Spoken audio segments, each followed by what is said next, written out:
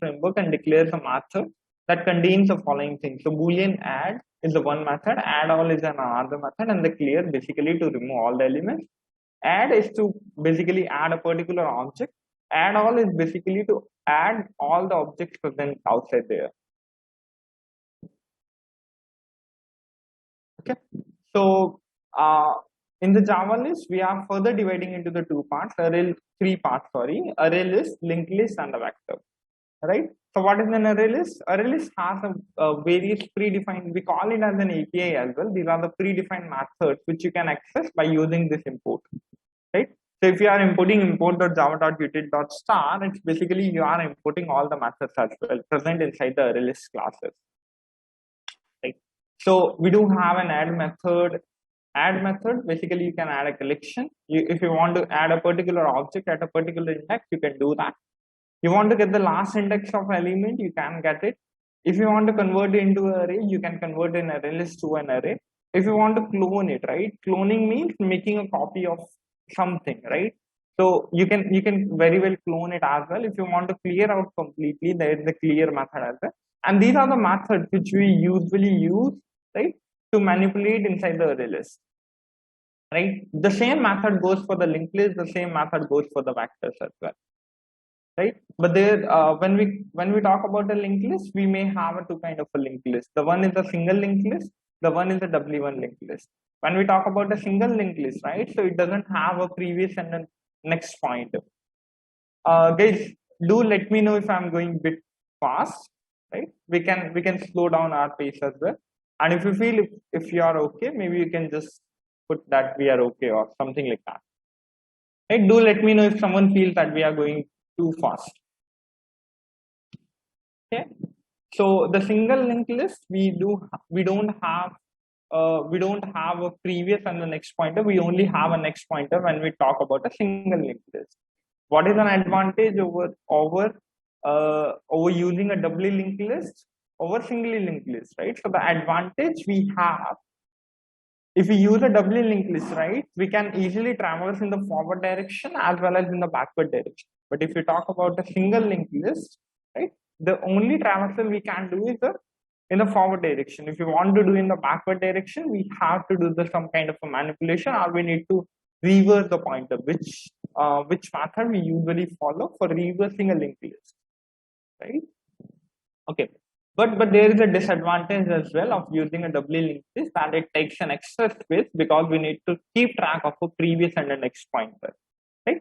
So it depends on the use case that which is more efficient at a particular place. Okay. Then we do have a vector. Vectors also possess all the same methods, whatever we have for the linked list, for the whatever we have for the array list, the same method we do have for the linked list, the same method we do have for the arrays as well. Right? The arrays, vectors are similar to the arrays where the elements of the vector called object can be accessed via an index into the vector. Okay, so we have a vector object is equal to the new vector and whatever the increment you want to do. Right? So vector implements a dynamic array and it's not limited to a specific size, and at the same time it's synchronized as well. Okay. Okay. Now let's have a look at the example, right? So how exactly we can do it? Okay. So how exactly we define an array list? So we usually define an array list. Array list. What is the type of an array list you want to insert? List one is equal to the new array list at whatever the type. Even if you don't specify it, it will always take it from here. But this is a good practice to specify it over here as well, right? Then you need to give an open and a close parenthesis. This is what the syntax for defining a collection, any collection. If I talk about a hash map, if I talk about a hash set, if I talk about vector, any collection you want to define, this is the way you need to define it. Is that clear? Okay, so we do have an array list type, then whatever the name you want to give, new array list type, and the open and a closing parenthesis. Okay, so let's forget about the list two. Let's focus on the list one. So can I add John inside this? Yes. Will it throw an error? No. Can I add Jenny? Can I add Jim? Can I add Jack, but if I want to add, right, 10, it will throw me an error saying that you cannot store integer inside this array list. Is that clear? The reason behind that is the type that we have specified over here, it should be of string only, right? So you cannot add directly 10 over here saying that the 10 is not in string. 10 is an integer over here, right? If you want to add 2.2, of course we cannot add it. But I want to add it, right? I want to make it so that it can add up all the elements inside the same array list. How can I make it?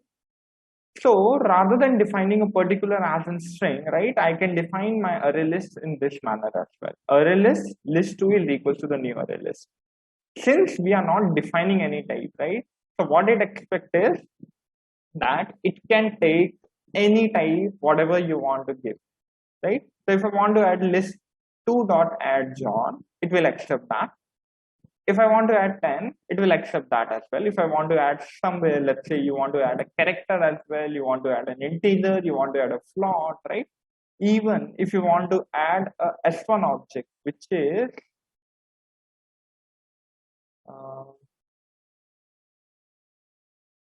okay. So S1, basically we have defined it for the S1 is an object which we have defined for the student. Okay, this is right here, right? So S1 is equal to the new student. S1 dot roll number is equal to the 101. S1 dot name is equal to the my. Assuming the student is an object, right? So student is also kind of an object. So are we able to add it inside the list too? Yes, we'll be able to add it because it can access whatever the object type you want to give. But if we come back to if we have a look at the first one, right, it cannot accept other than string, right? So if I want to print out my list1, so list1 will print all these values. These we are not printing because this will give me a compile time error. These lines won't even get my code compiled, right? So these are the ones which get printed. And if I want to print the list2, these are the ones which should get printed. So these are the ones for the line or list1. These are the ones for the list2. Is that clear? And this is a hash code that we generated because we want to print S1 and S1 is an object, right?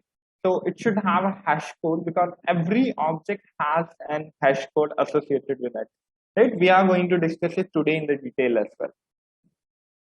Any doubts in this?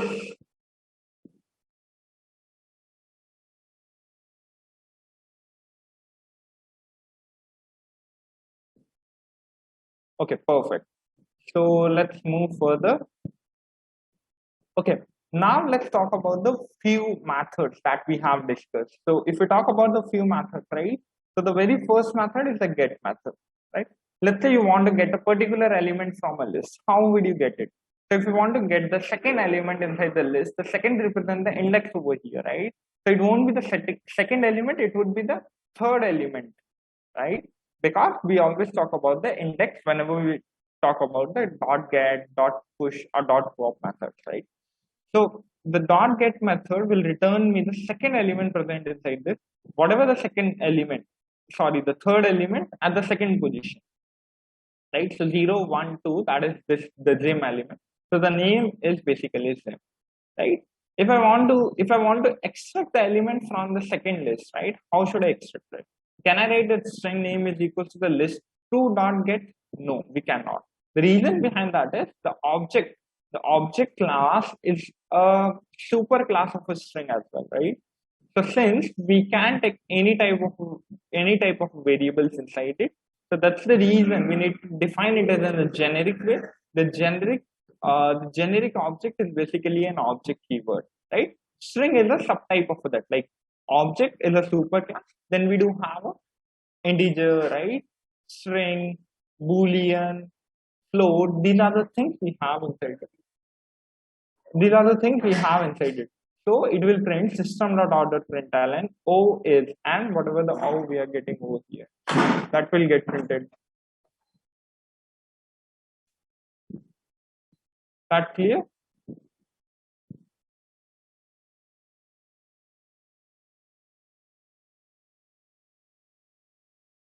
Okay, perfect. So let's move further.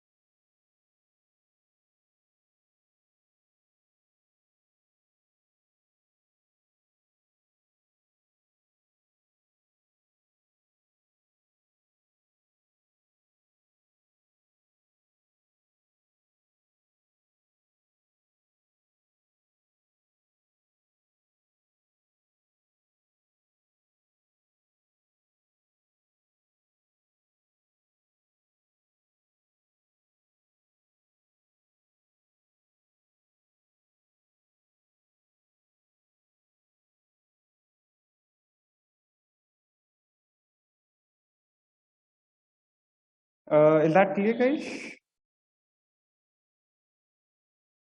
Okay, perfect. So let's move further. Okay, what are the different methods we have apart from that? So we do have a contains method over there as well, right? So basically the list one dot contains John, right?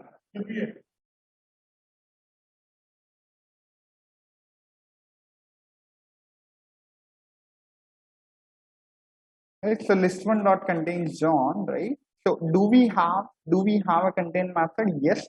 So let's say you want to check whether the John exists inside the list or not, right? So we can very well check it inside the list. Sorry guys. Just give me a second. Okay, perfect. So list one dot contains John. Does it contains? It will return me a Boolean, right? So is that contains John? Yes, it is. So John is there inside the list, right? So okay, now the question comes is how exactly we can iterate inside the array list. So basically we do have several methods to iterate inside an array list, right? One is basically you can make use of a for loop that we used to do, right? The very simple method is using a simple for loop, right? So iterating with a for loop is a quite straightforward. For int I is equal to 0, I is lesser than the list dot size, I plus plus, system dot out dot println list dot get I, right? As I told you, the get I represents the get I will give me the value at a particular index in a particular list, right? So it will print out this. Okay. The second method, these are the various methods I am discussing over here. The second method, you can make use of an enhanced for loop. What is an enhanced for loop? It is also one of the approach that we can iterate even in array as well, right? So these are the ones which are not specific to the array list, but we can make use of inside the array list as well, right? So string str, that means iterate over each and every string present inside the list one, right? So it will iterate over each and every string present inside the list one and will print the same. That clear? The third method we do have, right? The third method we do have is basically this one, that using an iterator. So this is the one that we wanted to discuss. This is specific to the collection, right? So maybe for the string and others, for the array list and the few others, right? The vectors, linked list, you can make use of it. Guys, give me a second.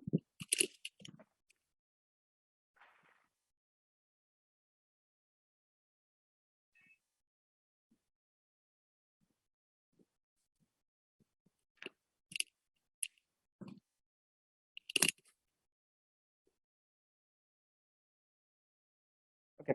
So what we can do is system.out.println iterating with iterator string, whatever the iterator you want to pass, right? Whatever the type of the list that you have to pass it over here. List one dot iterator, right? So while itr dot has next, string str is equal to the itr dot next, and apart from that, we need to what exactly it does, it checks whether do you have a next element present or not. If you have a next element present, right, it will return me true or false. So you mean if you have a next element, yes, it has a next element. String str is equal to the itr dot next, right? So if it has a next element, I will just print out the next element and it will print my string, whatever I want to print out. That clear? So all these three methods are clear for everyone. Anyone has any doubts in any of the method?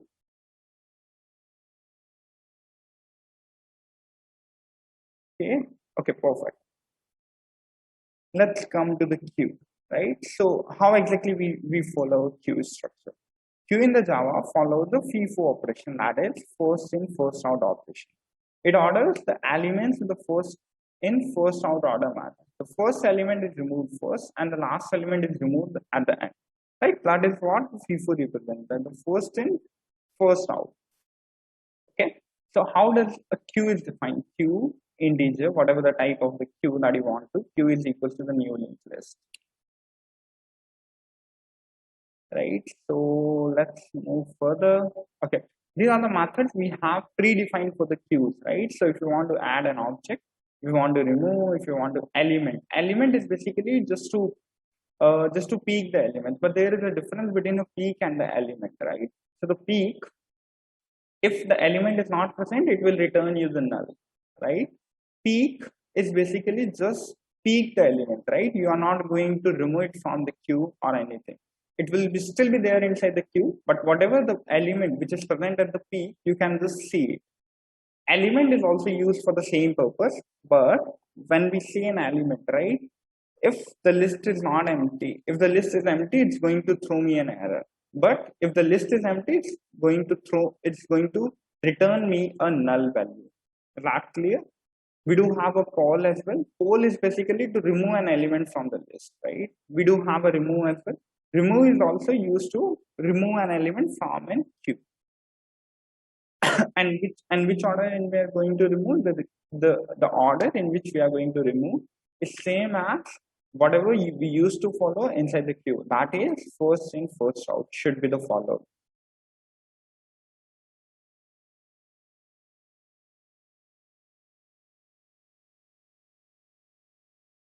Okay, so if you have an implementation of a priority queue, right? So the priority queue we were discussing the last time as well, right? So there was some confusion, but I actually looked into it and I found something, right? So basically, how does the priority queue works? Priority queue integer is queue is equals to the new priority queue integer, right? And let's say I want to add the 10 values to that, starting from 10 to the 0.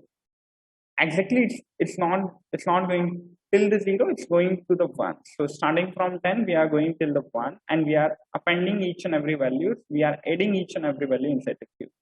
Now, let's say if I want to print the queue dot size, can anyone tell me what should be printed for the queue dot size? If we have these many elements, right, starting from 10 to the 1, we are iterating inside this. We are pushing all these elements inside the priority queue. Okay, perfect. Good. Okay. So the queue dot size is going to be the 10 because we are pushing in priority queue. Okay, now if I say, if I want to peek the element, I am not going to remove the element from the queue. It's still be going to inside the queue, but I am going to just have an overlook at it, right? So queue dot peek, what should be returned when I'm gonna say queue dot peek?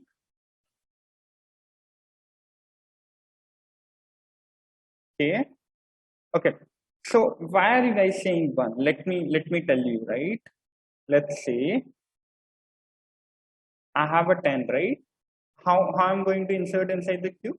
The 10 will be inserted queue 9, 8, 7, 5, sorry, 6, 5, 4, 3, 2, 1.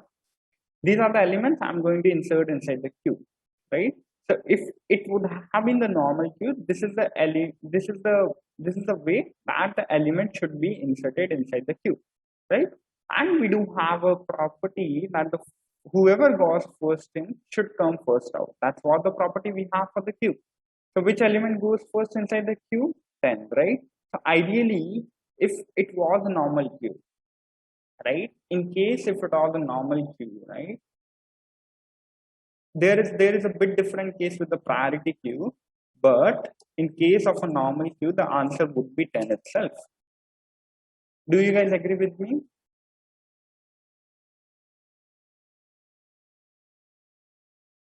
Right? But in case of a priority queue, what makes it different, right? Priority queue, right? So in the priority queue, the elements are not arranged in the order, right? See, this thing is a different, right? So let me clear up to you, right? So if I want to put an iterator for this, let's say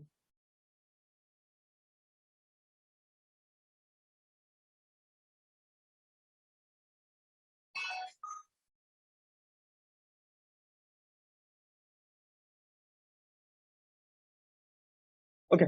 So if I want to put an iterator for this, and if I'm going to iterate over each and every values and trying to print out the same values, will it be in this order? I mean, right? So let's assume we are pushing these elements inside the priority queue. As the name suggests, it should take the elements in the order, right? In a specific order. And when I say specific order, that means this will have the higher priority, then 2, then 3, then 4, then 5, then 6, then 8, then 9, and then 10. This is what the order is supposed to be. That clear? Okay. Now, if I want to iterate over each and every values and try to print out the priority queue, it may or may not be in this order, right? This is not the compulsory thing. This may or may not be, right? This all depends on the compiler. If you try to run it several times, you might get a different output as well. But what makes it a priority queue? When you want to peek something, right? Or when you want to pull something inside the priority queue. So let's say if you are writing a queue.peek, queue.peek. If you are writing a queue.peek, it's definitely going to return me the value which is present at the top. When I say the top, that means with the value which has the highest priority in the priority queue, that is always be going to be the one. It could be like this, it could be like this as well, right? It could be like in this order as well, 1, 3, 2, 4, right? So the order, when you are going to iterate inside the priority queue, the order is not defined. Just to give you an example for this as well.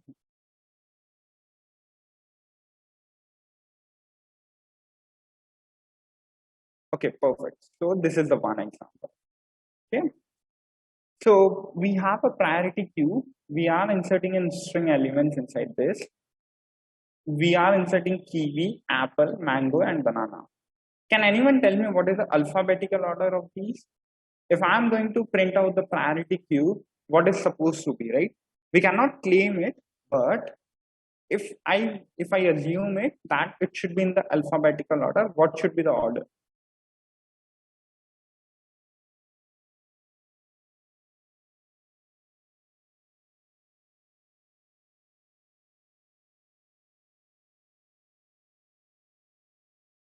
Correct, good. So apple, banana, kiwi, mango, and this is what the order supposed to be. If I want to, if the iterator, if the priority queue holds the values in the same manner, but the priority queue doesn't do that. What exactly the priority queue does? If you want to remove an element, right, it will always remove the element whichever has the highest priority, right? So first apple should be removed, then banana should be removed, then kiwi should be removed, then mango should be removed, right? But if you want to print out the priority queue directly, it may or may not maintain the order. I'm not saying it always doesn't maintain the order, but that's not a hard and fast rule that it will always maintain the order. Any doubts in this? So if you are trying to iterate and trying to print it, it may or may not be in the same order. That clear? Any doubts? Right, most of the time it remains in the same order, but there is no hard and fast rule. But if you try to remove the elements one by one, it will always going to return me whichever has the highest priority. It will always going to return me the first, right? As given in this example, if I am trying to print the PQ, right? PQ is basically the priority queue, which is returning me apple, banana, mango, and kiwi. Ideally, the kiwi should be present before the mango. But if I try to remove the elements, so can we change the order? What do you mean by the change the order? Order of what?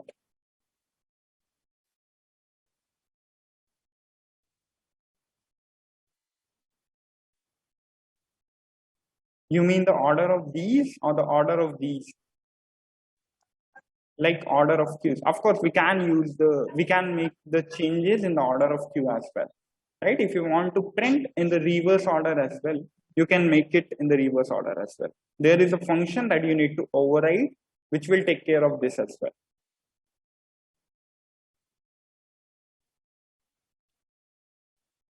Okay. Any other doubts? If you want to specifically make it in the reverse order, you can make it in the reverse order as well. But the normal, the default priority queue is always defined in that way that it should be always in the ascending order. If you want to make it in the descending, of course you can make it, but you need to make some changes in the code itself.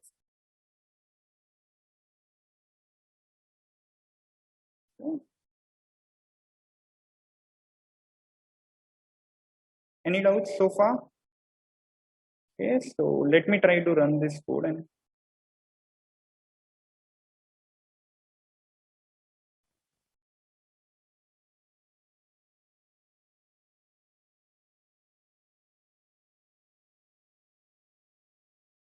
maybe for the more examples, you can try refer the below link, right? I have attached it. If you still feel uncomfortable, maybe you can ask me in the next class.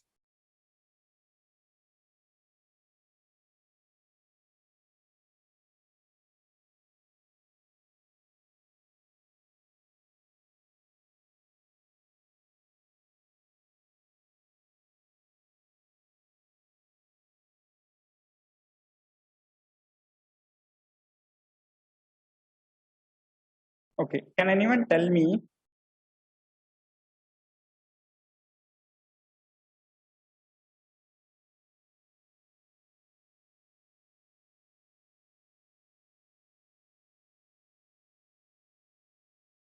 Okay, so okay, since we are not aware of that, what could be the order for?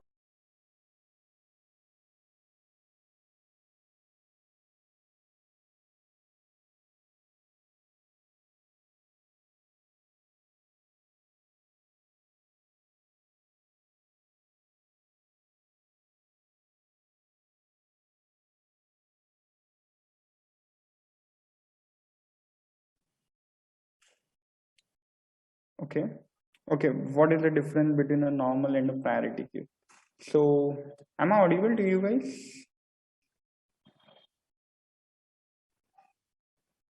Okay, perfect. So the difference between the normal and the priority queue is, right? If you see in the priority queue, right? Okay, we will do that as well, right? So in the normal queue, if you want to remove the elements,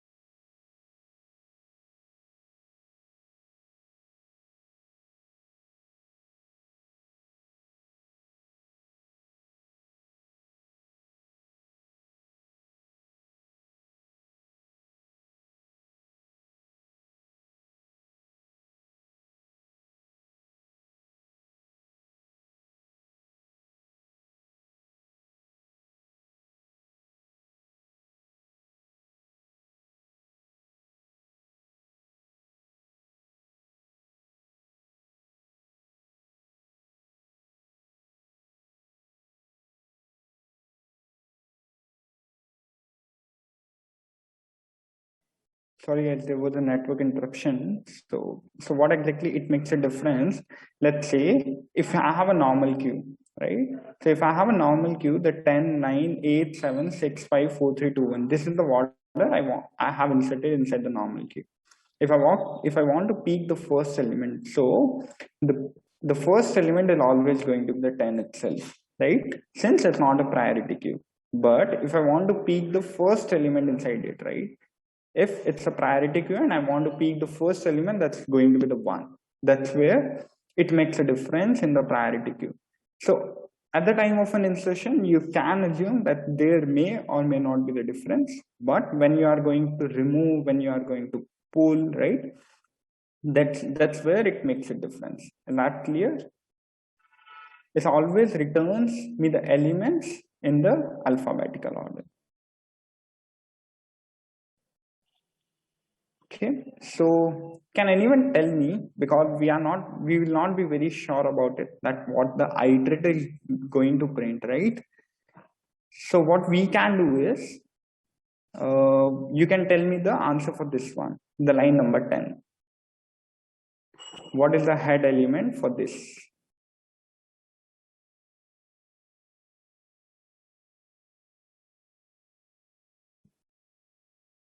If these are the elements I'm going to insert inside the priority queue, what is the head element I will be having? Perfect. C, good. Okay, so the queue dot element it's going to be returned. Okay. Iterator dot has next. Okay. Okay, can anyone tell me the answer for the line number 17? Of course, it's not going to return me anything, but what exactly it's gonna do is it's going to remove the elements from the top.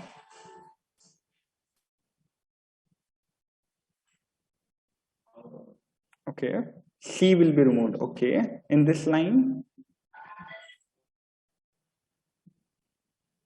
correct, good.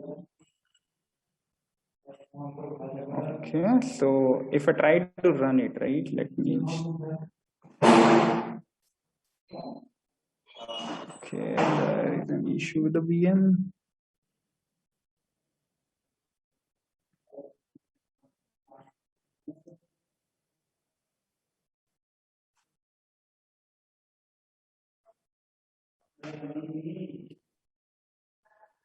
Okay, perfect. So we got our output. Let me have a look.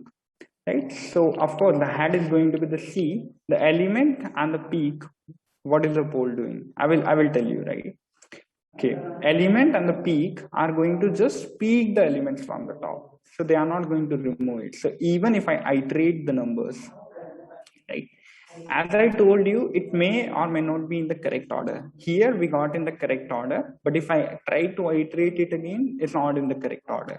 If I run it several times, right, you might get a different output. So the iterator is not defined in which order. It may or may not be in the alphabetical order. Okay, so the element is going to be returned as a C, which is basically the first element, which has the highest priority. This is also going to be the C. Right. Okay, if I have the q dot remove, right, so the q dot remove and the pole is basically to remove an element from a queue, right? So that's going to be the C. Again, the pole and the remove are the same things. Pole is also works as a remove, but on the top of a remove, it has one extra property that if there is no element exists inside the queue, right? If there is no element exists inside the queue, it's going to return me null, which is the pole has a property, right? So since we have two C over here, both the C will get removed, one from the pole and other one from the remove. Is that clear?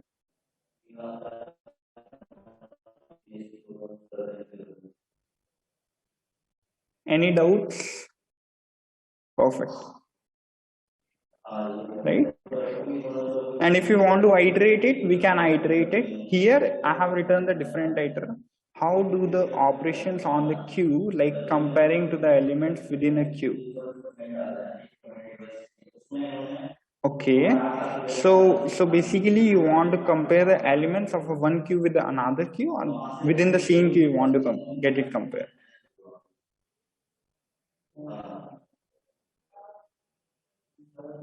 Okay, so same queue, right? So let me tell you, right?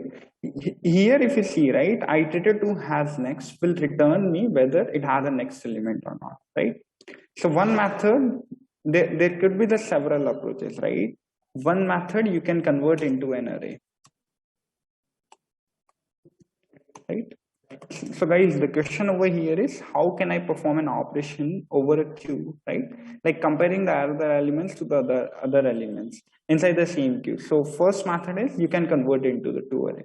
The second method is you can make use of an iterator. How can you make use of an iterator? The best way to make use of an iterator in this way, right? So if you see, I'm printing the next element inside it, right? So if I can get the next element inside it. If you do, let's say, if I do that one more time,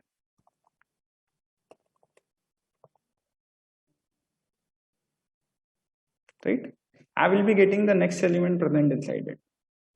So it's like what exactly the next does. Next basically returns me the next element present inside the queue and move the pointer one pointer ahead.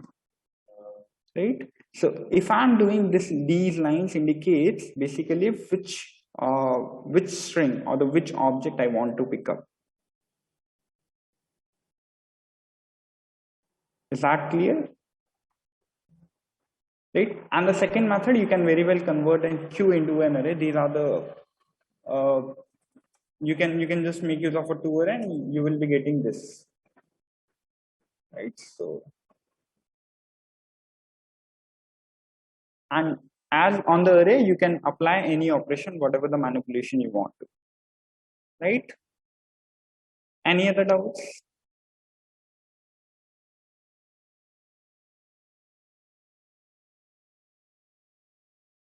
Right? And we do have a comparable operator as well. Maybe we will not go into the detail, but that's also you can make use of.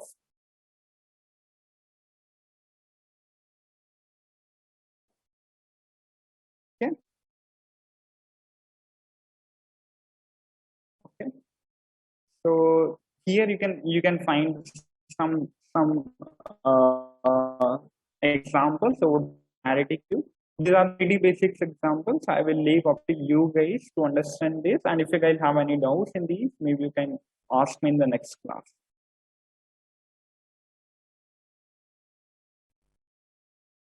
Okay. So we do have a Java set, right? If you have a look at the flow chart, right? We do have a list, then we do have a set. Right? The set is further classified into the three types. One is a hash set, linked hash set, and the tree set. So Java hash set class creates a collection that uses the hash table for a storage, right? So that's where we are going to discuss the implementation, how the hashing works, right? So we do have a separate PDF that how the hashing works and what is hashing. Right? We will discuss in brief as well. Hash set only contains the unique element. It inherits the abstract set class and implements the set interface. Okay, there is a one property. Okay, so there is a one point that we miss out in the array list. It may have the common elements as well. Let's say if I want to push RAM two times, right? This is acceptable inside the array list, right? But if I want to push set, if I want to push set inside the array list, right? If I want to push RAM two times inside the set, right? So it's going to only be pushed only for once, right? This is also acceptable inside the set, but it's only going to push only once. It uses a mechanism hashing to store the elements. Has set string str, has set string. This is the way we have to define the collection. Every collection we define in this way. A1 is equal to the new has set, right?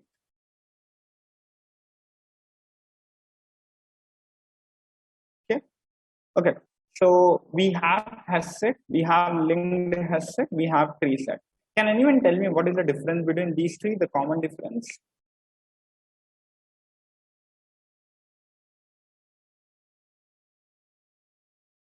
Anyone in the class? Anyone have an idea about any of the below two? Linked hash set and the tree set? One, I can tell you the common property that none of them can have the common elements.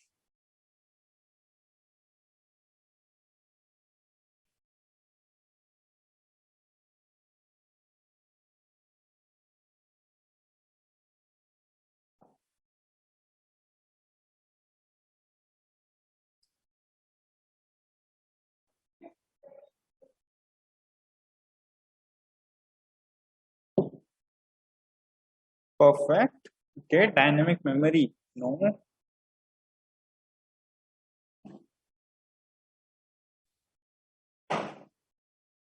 Okay. So let me tell you the difference. Basically the hash set cannot have the non-unique element. Cannot have the non-unique element. When we say a linked hash set, right? So the linked hash set are the numbers which are arranged in the order in which they came to the linked hash set. So let's say if I give you the numbers, right? If I give you the number 1, 2, 7, 4, 5, 1, 2, 7, 4, 6, right? So if I will give it to the hash set, it may or may not maintain the order, right? Usually doesn't maintain the order. But when it comes to the linked hash set, right, it maintains the order. Linked hash set maintains the order.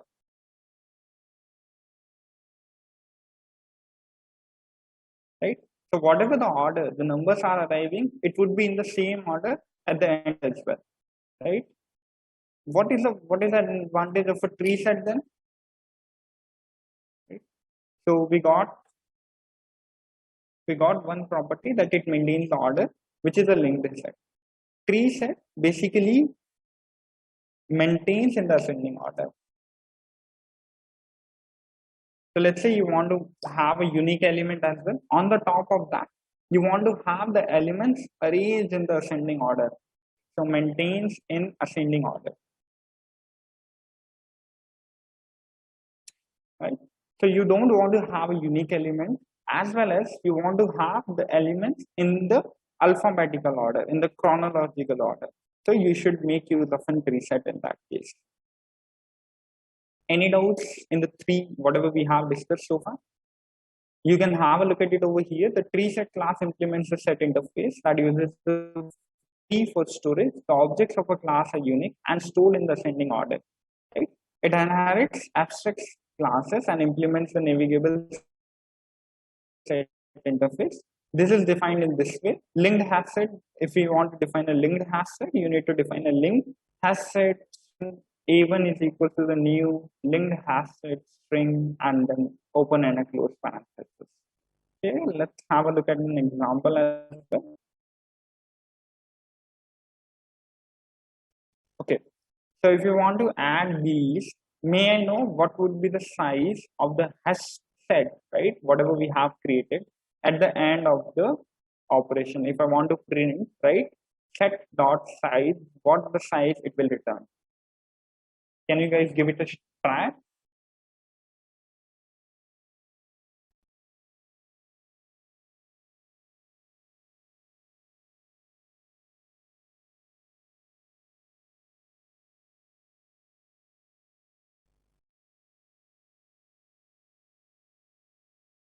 Okay, 7, 5.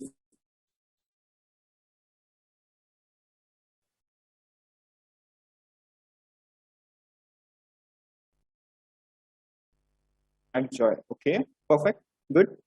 Guys, just to note one thing, right? As we discussed, the hash set cannot have the unique elements, non-unique, right? So if it cannot have a non-unique elements, whatever the non-unique elements you have, you don't have to consider those.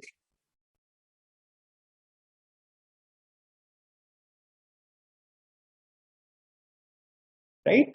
So John is getting repeated 2 number of times.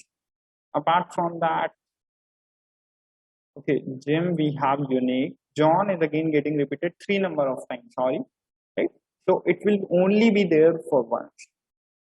Right? So whatever the common elements we have, we are going to include it only once. So if we have a look at the data set, right, it can be in the any order, right? Because the set doesn't maintain the order. So Joy, John, Jack, Jenny, Jim. These are the only 5 elements we are going to have. Again, I am saying the set doesn't maintain the order. If you want to maintain the order, you need to make use of a linked hash set. If you want to maintain in the ascending order, you have to make use of a tree set. Is that clear? Okay. So the length is always going to be the same and it's going to be the 5 as well. Okay. So basically we got the 2 things from here. The data is unique and there should be no redundancy. The data is unordered in the output and due to the hashing, right? Okay, how exactly we are going to iterate it? The way we are going to iterate is same as what exactly we used to iterate. So the iterator string itr is equal to the set dot iterator, while itr dot has next string str is equal to the itr dot next system dot out dot println str.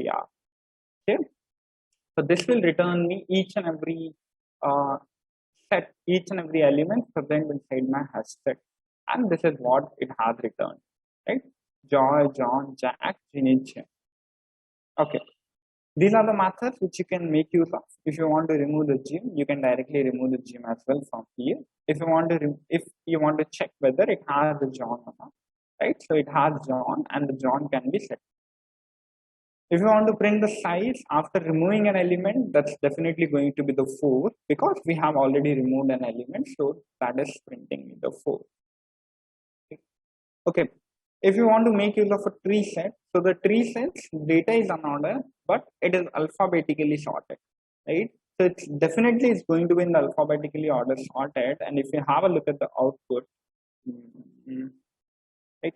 Okay, I don't have the output for this, but can you guys tell me which is going to be at the first place out of all these?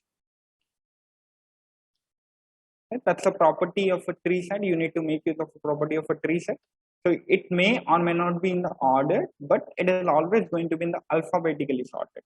That's what the property of a tree set is. Can you tell me what element is going to be at the first position out of among all these? Perfect. Good. Correct. So the Albert is always going to be at the first position because it starts with A, rest of the starts with either J or B, right? So that is going to be at the second position, and the rest of all, they need to define the position, right? They are this in the dictionary format. Okay, so if you want to print out, you can directly print out that. This we have already discussed. Okay.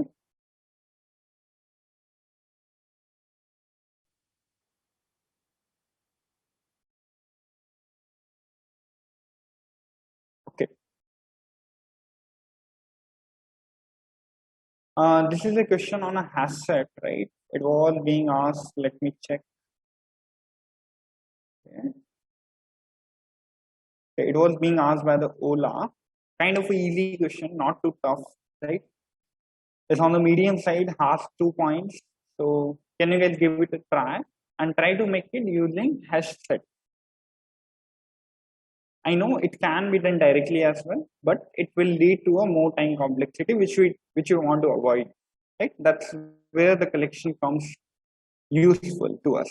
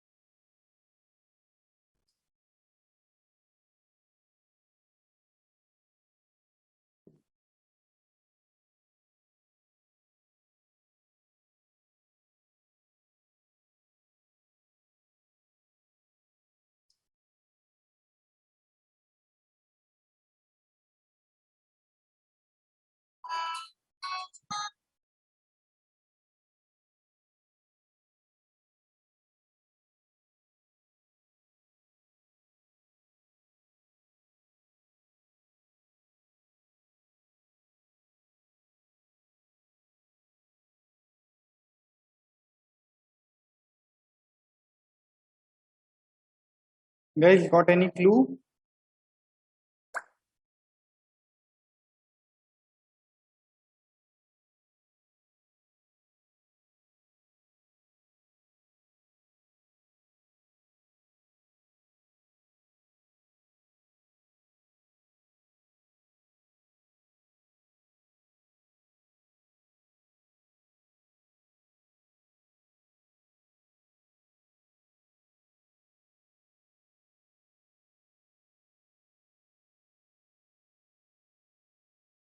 Can you guys please try to answer the poll at the same time?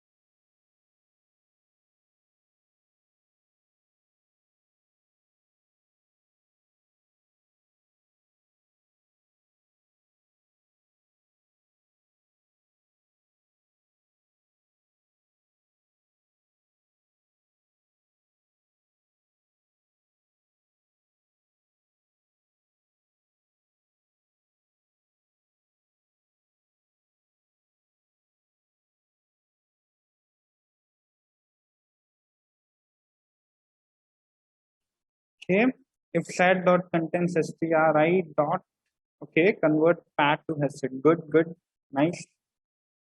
How about others?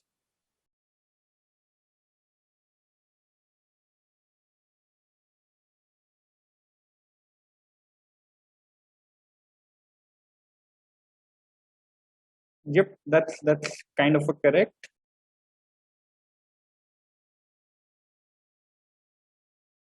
Hey, just think about it. Maybe not with the hasset, right? You can try out with the other method, whatever you think of.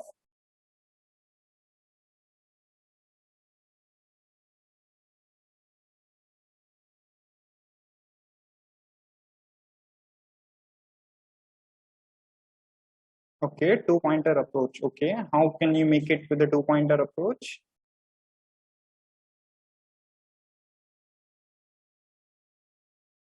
Can you brief about the two pointer approach?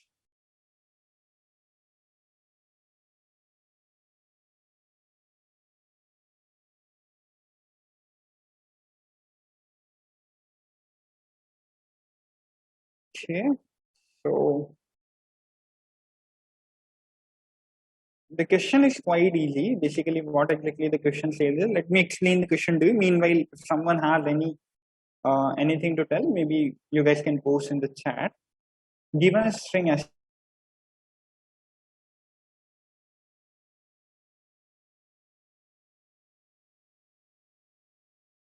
this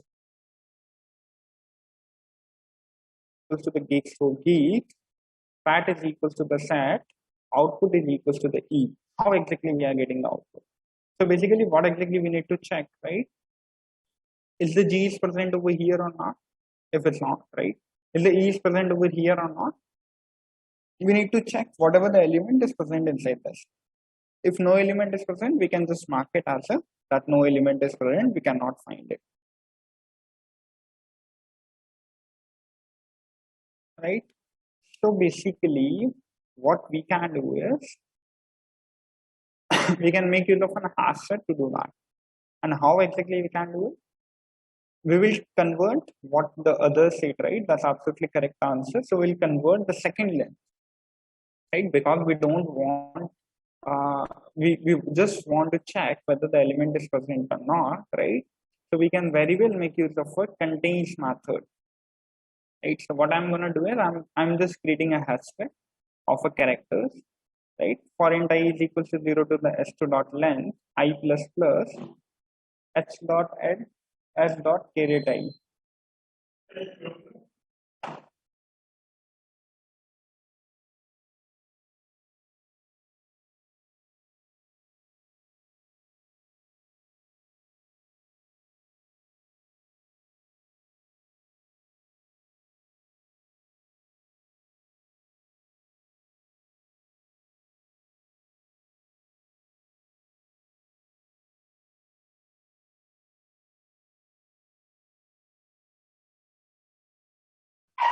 Okay, so h dot add s2 dot caret I.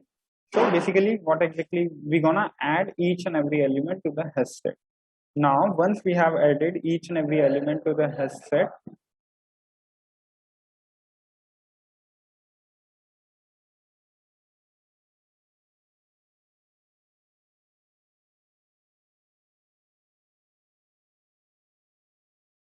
right? So basically, what exactly we're gonna do? We're gonna add each and every element to the astro dot caret I. So now my hash set will gonna look like this much. Whatever the element, let's say my S2 is ABC, right?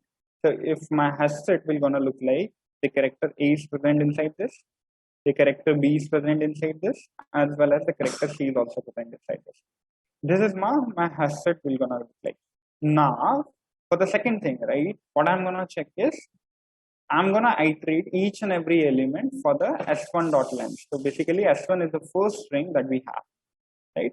If I iterate each and every string, so let's say where should I just start from iterating? So here I'm going to iterate. So this is the first element. So this element I'm gonna check whether it is present inside the hash set or not, right? So this way we can get the first element which is present inside this, right? So if we have a look over here, right, h dot contains s1 dot caret I, we will maintain a flag as well. This flag will represent that we found one variable which basically have the functionality of that, right? We found a variable that which matches with the character that we have taken. So if the flag value at the end is also remains 0, that represents if flag value becomes 1, right, which was initially 1. If the flag value remains 1, that means we haven't found any character. If any of the characters found inside this, right, we can make the flag value as 0 and we can print out the character as well, right? So whatever the character we want to print out, then we can come out of the loop. Why there is a need to break the loop? Because we don't want to further execute the loop, right? Because we only want the first element to be printed inside this. Any doubts in this, guys? Or does anyone have a different approach with the hash set or maybe with the hash map, right? Whatever you want to make use of.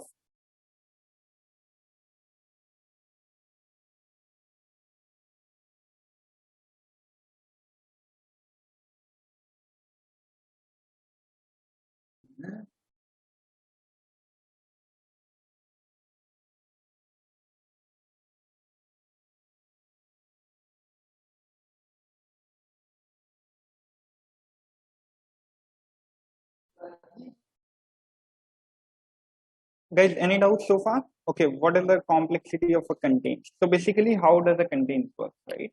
Good question. So basically, contains works like it will check whether the each and every element, but whatever the elements, first of all, we have reduced the number of elements over here as well.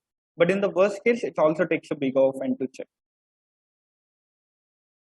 Right? But that's a worst case time complexity because we'll be reducing the elements inside the set, right? So let's say there are the k unique elements are present only, right? So it will take big of k only because it needs to check in the big of k elements only. Is that clear? But in the worst case, it always uses the linear search because we are not very sure that the elements are in the sorted order or not.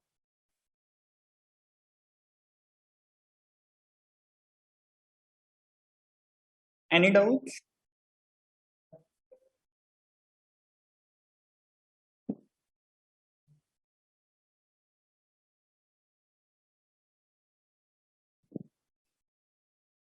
Guys, anything apart from this?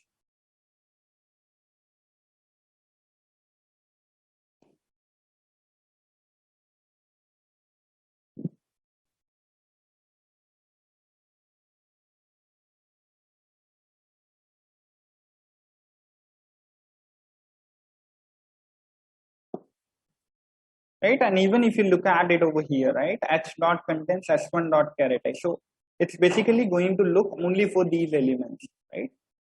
So these elements are always gonna be the lesser side.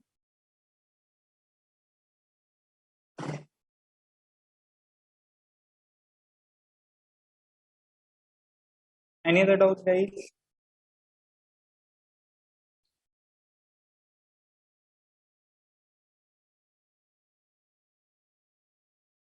Okay, even for the hash map contains is the same. We will discuss about it today in the today's class, right? We need to discuss the internal implementation of an hash map.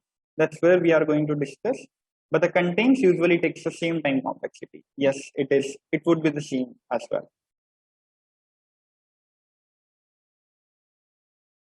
Right? Because there is no way without iterating each and every element, you can find whether it has or not.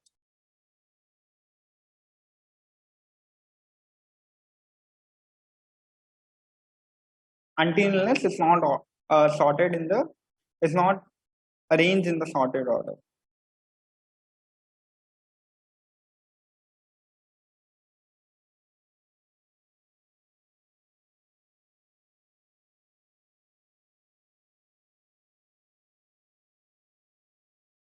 Okay.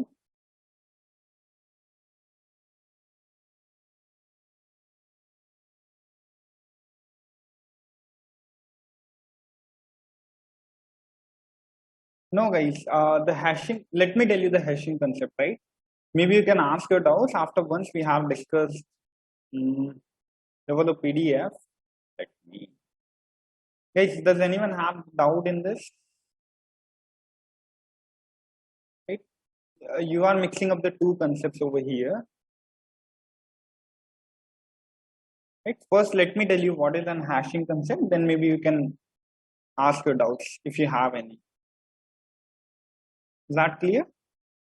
But it's always going to be the big offense.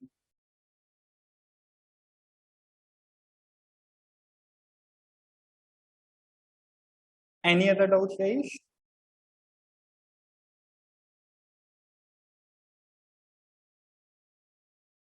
Right? Hashing reduces the time complexity, but it doesn't mean that it can make it big of fun as well.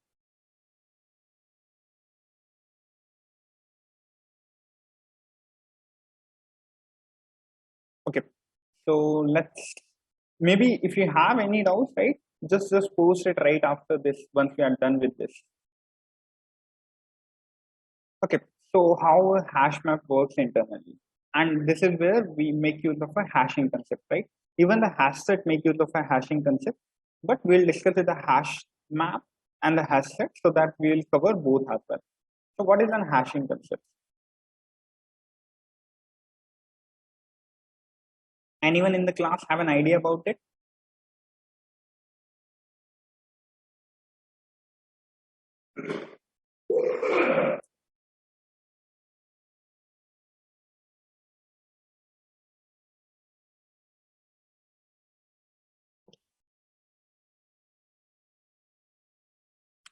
This I have taken from a YouTube because they have a very good implementation and very good explanation as well. If you want, I can attach a link of the video as well. So if you guys need it further, maybe you can have a look at it. Okay, helps in fast retrieval. Correct. Kind of a correct, right? So what exactly the hashing is? First, let me tell you about the map. Right? A map is an associative array data structure which has a key value pairs and they are arranged in that manner and so on. Right? So what is then hashing? The transformation of a string of a character's text to a shorted fixed length value that represents an original string. A shorter value helps in indexing and faster search. Right? So that's where we make the search faster. Right? And that's where the indexing uses. Let's say you want to, okay, let's say you want to put a particular string at a particular place, but there are the various possibilities where you can put it, right? So how you can make it to the unique label so that you can put it at the lowest index, and it would help you in easy retrieval and the easy indexing as well, right? So in the Java, every object has a hash code method which returns a hash value for the given object, right? So hash value is going to be the unique for the each and every object, but this usually is a very large value, right? So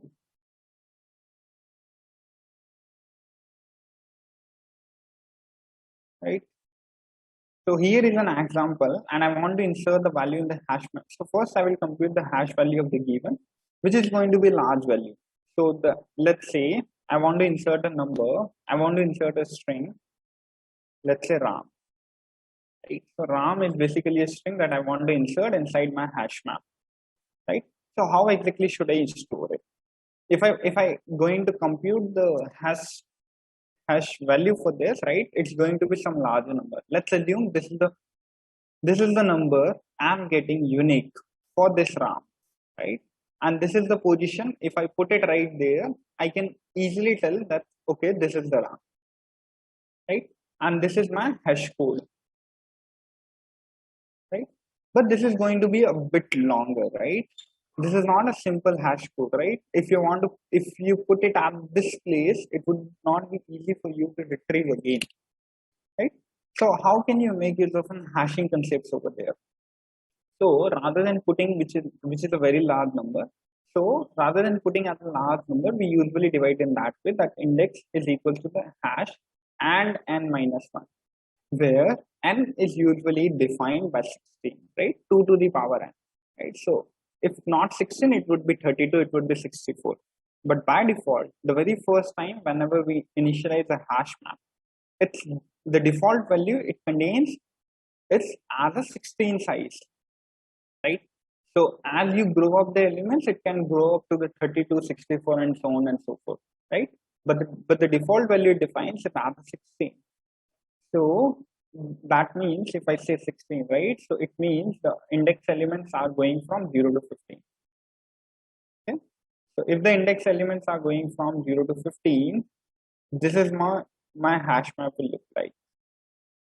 Okay, let me scroll a bit. Okay, so hash map is nothing, it's just a table arranged in that manner. These are just the numbers 0, 1, 2, 3, 4, 5, 6, 7, 8, 9, 10. Till the 15 it should be having, right?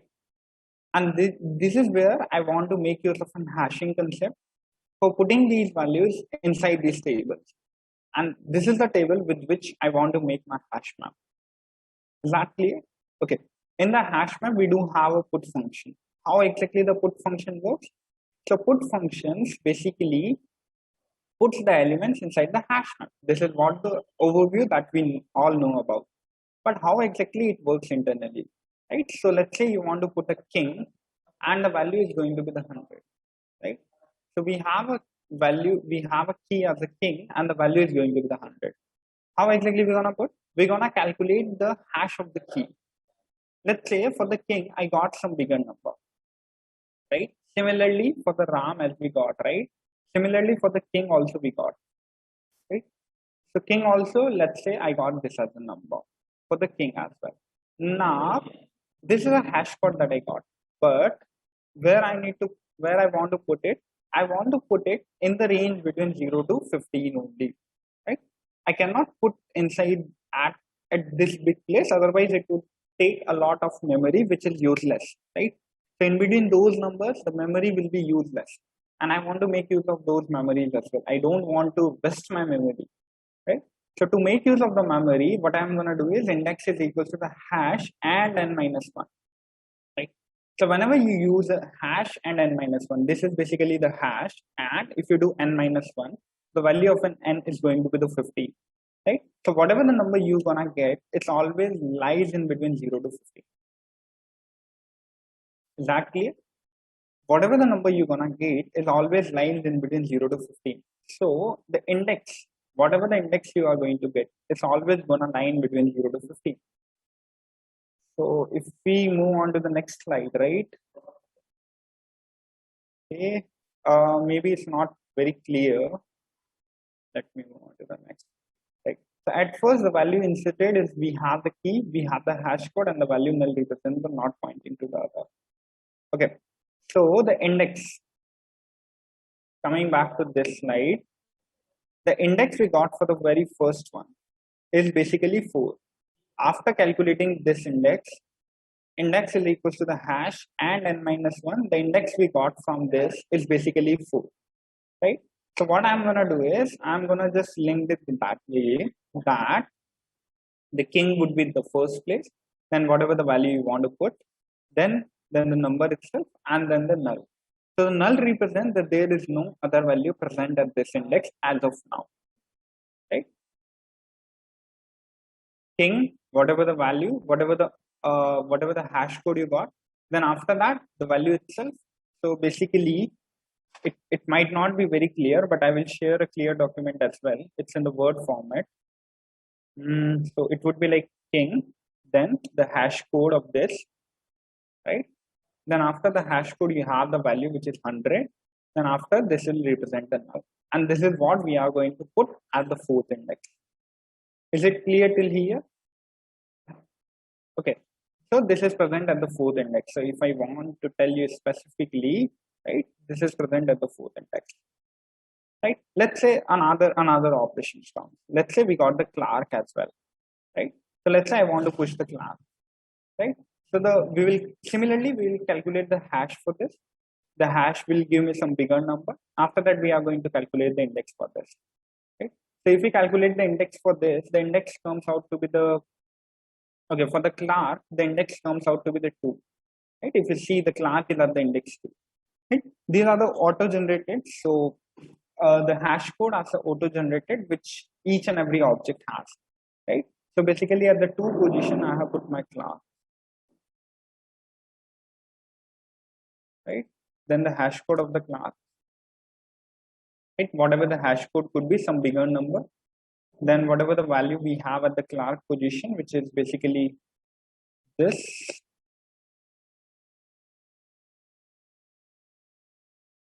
right? And then it's still not pointing. We don't have any other field over here, so it's still not pointing to the null itself, right? Now let's put one more value, and we put, let's say, black, right? So we do have a black number over here, and the value is assigned another time.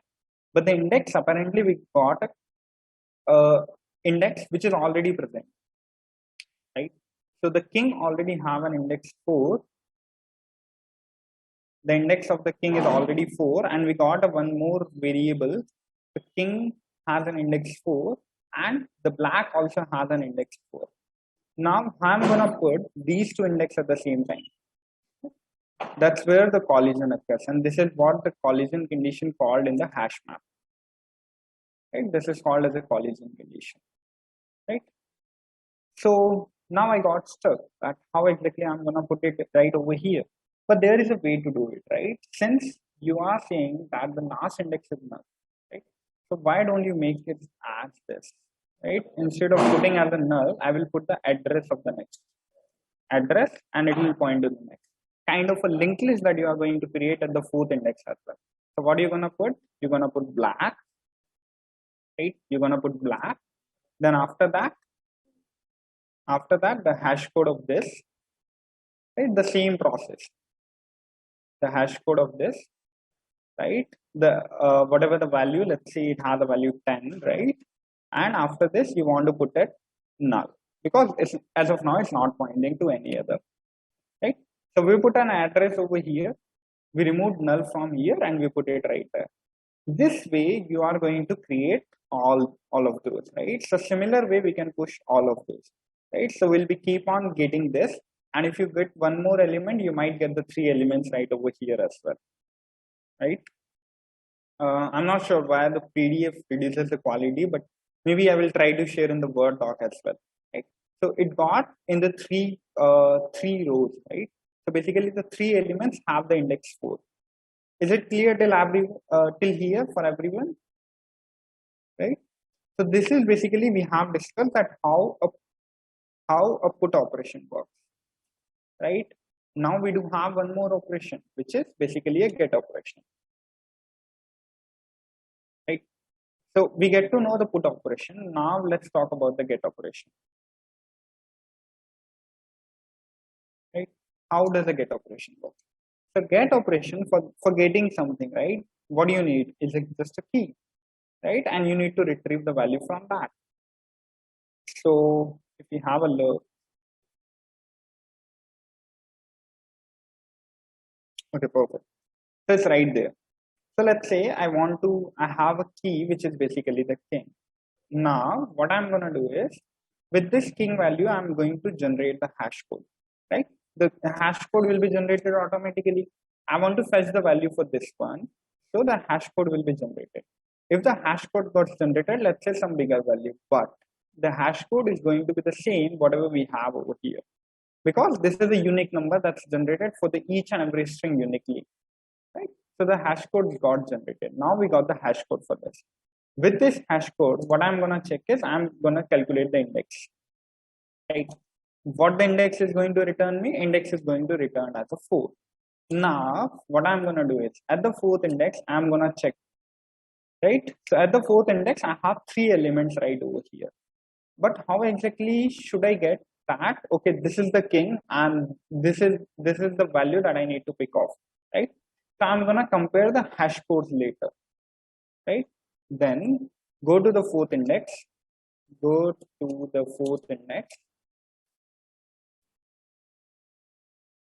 and compare hash code, right? So if you compare the hash code, whichever the hash code matches, right, that's your outcome. And if it doesn't match it, you can always go to the next, because you have an address stored right over here. Is that clear? So you can always go to the next and check if it is matches. There should be something which should be definitely matching because we have already put it. And if it doesn't match it, you can always say that this element is not present inside the hash map. Right? So there was someone who was asking that how exactly the hashing works. So hashing definitely reduces the time complexity in to some manner, right? To some extent. But the worst time complexity is still going to be the big O of n. It doesn't change it. Anyone has doubts? Okay. Now let's think about an optimizing this approach, right?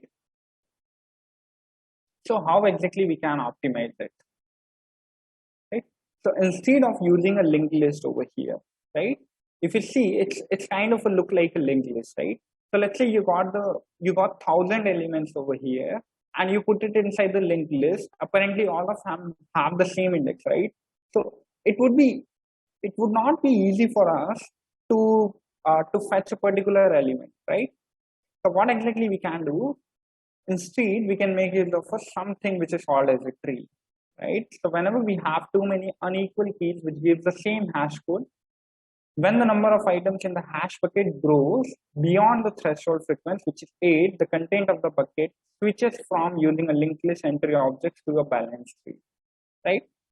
So when I say a balanced tree, right? So balanced tree means in theoretically the worst case performance is going to be the big O of n because let's say you want to search for the third element, right? So if you have only 3 elements at the fourth index and you want to search for the third element, the time complexity is a big O of n, which is a lot more higher. I don't want to be the big O of n. I want to make it lesser, right? So how can you make it lesser? Rather than converting into a linked list, you can make it of a balanced tree. So whenever you are going to search it, either you have to search in the left part or in the right part, right? It's kind of a binary search you need to apply over that place, right? So which reduces the time complexity from big of n to the big of log n. Is that clear, guys? Any doubts so far?